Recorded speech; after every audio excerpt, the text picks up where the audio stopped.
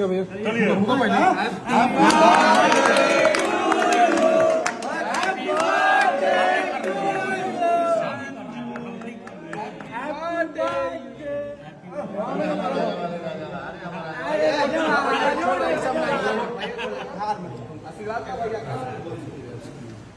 चलिए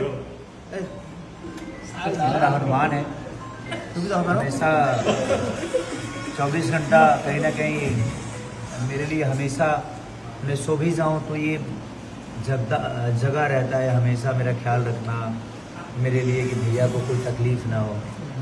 और मेरा प्यारा बच्चा तो नहीं बोल सकता, प्यारा भाई ही मेरा ही।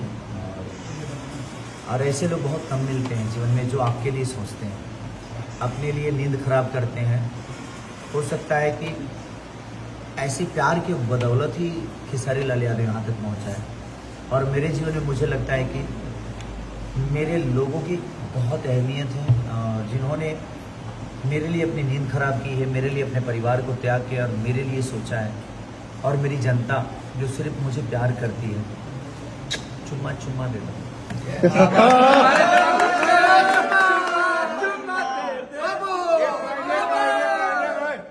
एक लाइन कि चुम्मा चुम्मा दे दे, चुम्मा दे दे चुम्मा।